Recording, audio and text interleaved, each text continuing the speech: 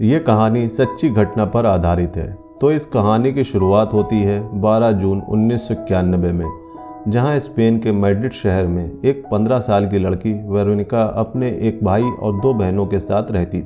Veronica के पिता की हाल ही में मौत हो गई थी, जिसके बाद उसकी मां अपना घर चलाने के लिए एक रेस्टोरेंट में काम किया करती थी। अब क्योंकि वेरोनिका की मां ज़्यादातर अपने काम में बिजी रहा करती थी, इसी वजह से वेरोनिका घर में सबसे बड़ी होने के कारण अपने छोटे भाई एंटोनियो और 2 छोटी बहनें लूसिया और इरीन की सारी जिम्मेदारी अब वेरोनिका के कंधे पर ही थी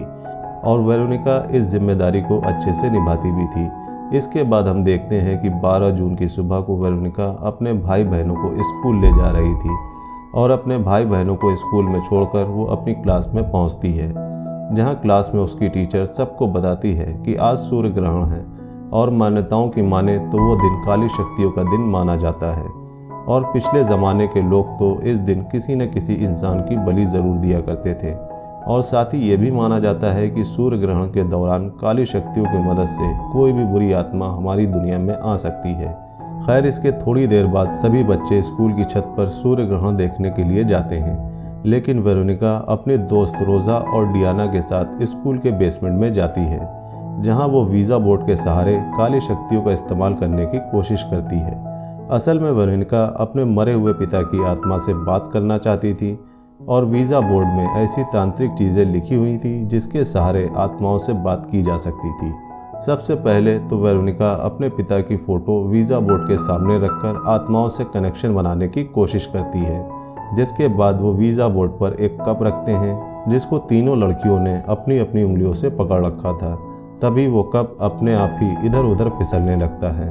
कप इतना गर्म हो जाता है कि रोज़ा और डियाना अपना हाथ उस कप से हटा लेती हैं, लेकिन वेरोनिका अपना हाथ कप से नहीं हटाती और थोड़ी ही देर बाद वो कप अपने आप ही टूट जाता है, जिसकी वजह से वेरोनिका की उंगली कट जाती है और वेरोनिका का खून वीज़ा बोर्ड पर गिर जाता है। तभी हम देखते हैं कि बोर्ड अपने आप 2 हिस्सों में टूट जाता है और उसमें आग लग जाती है। ये सब देखकर रोज़ा और डियाना काफ़ी डर जाती हैं, पर तभी रोज़ा की नज़र वेरोनिका पर पड़ती है, जो कि कुछ अजीबोगरीब बातें बड़बड़ा रही थी। तभी वेरोनिका एकदम से उठ जाती है और अचानक ज़ोर ज़ोर से चिल्लाने लगती है, जिसे देखकर ये पता चलता था कि उस पर किसी काली शक्ति का साया आ चुका था। इसके कुछ समय बाद जब वेरोनिका की आंख खुलती है तो वो एक डॉक्टर के पास होती है और वो डॉक्टर उसे बताती है कि शायद वो आयरन की कमी की वजह से बेहोश हो गई थी, जिसके बाद वो उसे अपने खाने पीने का ध्यान रखने को कहती है। स्कूल ख़त्म होने के बाद वेरोनिका अपने भाई बहनों को लेकर अपने घर की ओर जाने लगती है, पर तभी वेरोनिका की बहन इरीन उसे बताती है कि सिस्टर डेथ, जो कि स्कूल में ही एक नन है, वो उसे घूर रही है। असल में वेरोनिका का स्कूल एक कैथलिक स्कूल था, जिसके कारण वहाँ की ज़्यादातर टीचर्स नन ही थीं। लेकिन अब अजीब बात तो ये थी कि सिस्टर डेथ असल में अंधी थी, लेकिन इसके बावजूद भी वो वेरोनिका को कैसे घूर पा रही थी। इसके कुछ देर बाद वेरोनिका अपने घर पहुँचती है, लेकिन घर पहुँचकर अब वेरोनिका के साथ और भी अजीबोगरीब चीज़ें होना शुरू हो जाती हैं। जैसे कि वेरोनिका वो वीज़ा बोर्ड जो टूट गया था वो अपने साथ ले आई थी और वो उसे अपने रूम के एक कबाड़ के ऊपर रख देती है, पर जैसे ही वो कमरे के बाहर जाती है तो वो बोर्ड अपने आप ही वहाँ से गिर जाता है और ऐसा कई बार होता है। इसके बाद हम देखते हैं कि वेरोनिका अपने भाई बहनों के साथ बैठकर खाना खा रही थी कि तभी एकदम से वेरोनिका की बॉडी फ्रीज हो जाती है और ये देखकर उसके सभी भाई बहन भी डर जाते हैं। कुछ देर बाद वेरोनिका को उल्टियाँ होने लगती हैं। साथ ही साथ हम ये भी देखते हैं कि वेरोनिका के शरीर पर पंजे जैसे निशान भी अब उभर के आने लगे थे, जिसे देखकर वेरोनिका भी हैरान हो जाती है। इसके कुछ समय बाद हम देखते हैं कि वेरोनिका अपने छोटे भाई एंटोनियो को नहला रही थी कि तभी उसे अपने रूम में कुछ आवाज़ें आती हैं, जिसे चेक करने के लिए जब वेरोनिका अपने रूम में जाती है तो वहाँ का दरवाज़ा अपने आप ही बंद हो जाता है और तभी वेरोनिका को बाथरूम से एंटोनियो की चिल्लाने की आवाज़ आती है, जिसके बाद जैसे तैसे करके वेरोनिका वहाँ से बाहर निकलती है और सीधा बाथरूम की तरफ जाती है, जहाँ वो देखती है कि एंटोनियो बाथ टब में बैठा चिल्ला रहा था क्योंकि किसी ने गर्म पानी का नल चालू कर दिया था, जिससे कि एंटोनियो का शरीर जलने लगा था। इसके बाद वेरोनिका अपने भाई को टब से बाहर निकालती है और उसके शरीर पर मलहम लगाती है ताकि एंटोनियो को और जलन ना हो। इसके बाद रात हो जाती है और वो सारा परिवार सोने के लिए चला जाता है। अब रात में जब वेरोनिका सो रही होती है कि तभी उसे एक डरावना सपना आता है, जिसमें वो देखती है कि उसके पिता उसे बुला रहे हैं और तभी कई सारे हाथ उसके बेड के बाहर निकलकर उसे जोर से खींचने लगते हैं और तभी उसके पिता भी एक काले राक्षस में बदल जाते हैं और उस पर हमला कर देते हैं और तभी वेरोनिका की नींद खुल जाती है और वेरोनिका उस डरावने सपने से बाहर आ जाती है। अब क्योंकि वो सपने की वजह से काफ़ी लेट हो चुकी थी, इसलिए वेरोनिका तेज़ी से अपने स्कूल की तरफ भागती है, जहां पहुंचकर वो देखती है कि उसकी दोस्त रोज़ा उसे इग्नोर कर रही थी। अपनी सिचुएशन से परेशान होकर वेरोनिका वापस वहीं स्कूल के बेसमेंट में जाती है, जहां उसे एकदम से सिस्टर डेथ मिल जाती हैं, जो कि उसे बताती हैं कि वेरोनिका ने तांत्रिक प्रक्रिया करके बहुत बड़ी गलती कर दी है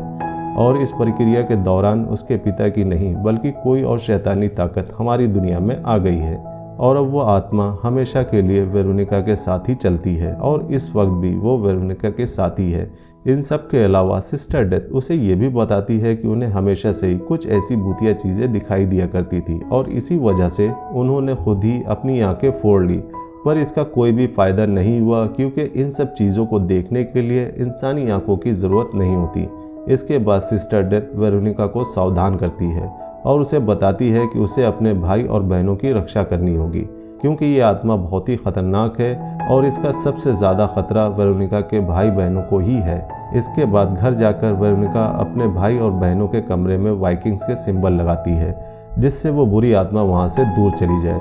लेकिन वो आत्मा सभी सिंबल्स को भी बड़ी आसानी से जला देती है और तभी वो भूत सोई हुई लूसिया का गला दबाकर उसे मारने की कोशिश करता है, पर तभी वेरोनिका उसे किसी तरह से बचा लेती है। लेकिन इस घटना से लूसिया काफ़ी ज़्यादा डर गई थी और उसे लग रहा था कि वेरोनिका ही उसे मारने की कोशिश कर रही थी, पर वेरोनिका अपने भाई बहनों को समझाती है कि उनके घर में कोई बुरी आत्मा आ चुकी है और उसी आत्मा की वजह से ये सब कुछ हो रहा है। अब क्योंकि वो सभी लोग डरे हुए थे, इसलिए वेरोनिका सबको साथ में लिविंग रूम में ले जाती है और वहां जाकर वो सभी लोग एक साथ सो जाते हैं। अब रात को वेरोनिका को एक डरावना सपना आता है, जिसमें वो देखती है कि एंटोनेटो उसका गला दबा रहा है और उसकी छोटी बहन उसे खाने की कोशिश कर रही थी। ये सब देखकर वेरोनिका बहुत डर जाती है, जिसके बाद एकदम से उसकी नींद खुल जाती है। अब जागने के बाद वेरोनिका अपने घर की सफाई कर रही थी कि तभी वो देखती है कि उसके बिस्तर के नीचे एक अजीब सा काला धब्बा है, जैसे कि किसी ने उसे जला दिया हो। और जब वेरोनिका घर के बाकी सारे बिस्तर चेक करती है तो उसे हर जगह वैसे ही काले धब्बे दिखाई देते हैं और उन सभी काले धब्बों को देखकर ऐसा लग रहा था कि जैसे वो किसी राक्षस की परछाई हो। इसके बाद हम देखते हैं कि बातों बातों में एंटोनेटो भी वेरोनिका को बताता है कि पिछली रात उसके पिता उससे मिलने आए थे और वो उससे कह रहे थे कि वो सबको अपने साथ लेकर जाएंगे। ये सुनकर वेरोनिका बहुत डर जाती है और उसे बताती है कि अगर अब डैड उसे दोबारा दिखे तो वो अपने कान बंद कर ले और ज़ोर ज़ोर से वेरोनिका का नाम चिल्लाए। इसके बाद डरी सहमी वेरोनिका सीधा सिस्टर डेथ के पास जाती है और उनसे इससे बचने का उपाय पूछती है, जिस पर सिस्टर डेथ बताती है क्योंकि उन्होंने उस दिन तांत्रिक प्रक्रिया को अधूरा छोड़ दिया था, इसलिए अब उन्हें उस प्रक्रिया को ठीक से दोबारा से पूरा करना होगा और उन्हें अपनी उस गलती को सुधारना होगा। इसके बाद हम देखते हैं कि अपनी प्रक्रिया को पूरा करने के लिए वेरोनिका अपनी दोस्त रोज़ा से मदद मांगती है, लेकिन रोज़ा उसकी मदद करने से मना कर देती है क्योंकि वो उस बात से बहुत डरी हुई थी। जिसके बाद रोज़ा वेरोनिका को बताती है कि असल में जब उन्होंने पहली बार उस वीज़ा बोर्ड का इस्तेमाल किया था तो वेरोनिका उस भूत के वश में आकर रोज़ा को कुछ बताती है और वो ये बताती थी कि आज ही के दिन यानी कि 15 जून 1991 को वेरोनिका की मौत हो जाएगी। अब अपनी मौत की खबर सुनकर वेरोनिका और भी ज़्यादा घबरा जाती है, जिसके बाद वेरोनिका उस तांत्रिक प्रक्रिया को अपनी बहनों के साथ करने का फैसला करती है और वेरोनिका अपनी बहनों के साथ वीज़ा बोर्ड लेकर बैठ जाती है और साथ ही वो एंटोनेटो से घर की हर दीवार पर वाइकिंग्स के सिंबल बनाने को कहती है ताकि वो उस काली शक्ति को अपने घर से भगा सके। लेकिन एंटोनेटो गलती से इन्वोकेटिव सिंबल्स को दीवार पर बना देता है, जो कि भूतों को भगाने का नहीं बल्कि उन्हें बुलाने का काम करता है। इसके बाद हम देखते हैं कि वेरोनिका उस तांत्रिक प्रक्रिया को शुरू करती है और उस भूत को वहां से वापस जाने को कहती है, लेकिन इन मंत्रों का उस आत्मा पर कोई असर नहीं होता, जिसके बाद वो आत्मा वेरोनिका पर हमला कर देती है। इसके बाद वेरोनिका उससे किसी तरह अपना पीछा छुड़ाती है। इसके तुरंत बाद वेरोनिका मदद के लिए पुलिस को कॉल करती है, लेकिन तभी हम देखते हैं कि भूत एंटोनिएटो को उठाकर अपने साथ ले जाता है, जिसके बाद वेरोनिका अपने भाई का पीछा करती है और किसी तरह उसे उस भूत से बचाकर वहां से बाहर निकलती है। इसके बाद हम देखते हैं कि वेरोनिका अपने सभी भाई बहनों को अपने घर से बाहर निकालकर तेजी से अपने घर से दूर जाने की कोशिश करती है, जहां उसने अपने छोटे भाई एंटोनिएटो को हाथ में उठा रखा था। तभी थोड़ी दूर जाते ही वेरोनिका देखती है कि उसके हाथ में कुछ है ही नहीं, और थोड़ी देर पहले तक जो उसे अपना भाई लग रहा था वो तो बस उस भूत का माया जाल था। इसके बाद वेरोनिका अपने भाई को बचाने के लिए तेजी से अपने घर की तरफ जाती है। घर पहुंचकर वो अपने भाई से मिलती है, जो कि एक कबाड़ में छुपा हुआ था, और जहां एंटोनिएटो अपनी आंखें और कान बंद करके वेरोनिका का नाम चिल्ला रहा था, बिल्कुल वैसे ही जैसे वेरोनिका ने उससे करने को कहा था। और तब वेरोनिका को समझ में आता है कि असल में वो आत्मा कहीं और नहीं बल्कि उसके शरीर के अंदर ही है, और असल में उस घर में जितनी भी अजीबोगरीब घटनाएं आज तक हो रही थी वो असल में वेरोनिका ही कर रही थी। अब क्योंकि उस पर आत्मा का साया था, ये जानकर वेरोनिका बहुत दुखी हो जाती है, लेकिन अब अपने भाई बहनों को बचाने के लिए वेरोनिका अपना गला एक टूटे हुए शीशे के टुकड़े से काटने की कोशिश करती है, पर वो राक्षस उसे ऐसा करने से रोक देता है। और इसी घटना के बीच में पुलिस वहां आ जाती है और वो ये सारा दृश्य देखकर दंग रह जाती है, जहां वेरोनिका आधी हवा में लटकी हुई तड़प रही थी और कुछ ही देर बाद वेरोनिका बेहोश होकर वहीं गिर जाती है। खैर, अब पुलिस एंटोनिएटो और वेरोनिका को वहां से बाहर निकालती है और उन्हें एम्बुलेंस में भेजती है, जिसके बाद पुलिस तहकीकात करने के लिए उस घर में वापस जाती है, जहां उन्हें वेरोनिका की एक तस्वीर मिलती है, जो कि अचानक से ही अपने आप ही जलने लगती है। तभी पुलिस के पास एक डॉक्टर का फ़ोन आता है, जो कि उन्हें बताता है कि वेरोनिका अब इस दुनिया से जा चुकी है। तो इस तरीके से 12 जून 1991 से शुरू हुई ये कहानी 3 दिन यानी 15 जून 1991 को ख़त्म हो जाती है। तो ये थी वेरोनिका फिल्म की सारी कहानी। आपको ये कहानी कैसी लगी हमें कमेंट्स में ज़रूर बताइएगा। अगर मूवी का एक्सप्लेनेशन पसंद आया हो तो वीडियो को लाइक करिएगा और चैनल को सपोर्ट करने के लिए सब्सक्राइब करिएगा, ताकि हम आपके लिए ऐसे ही इंटरेस्टिंग मूवीज़ के एक्सप्लेनेशन लाते रहें। मिलते हैं नेक्स्ट मूवी एक्सप्लेनेशन वीडियो में, तब तक के लिए बाय बाय।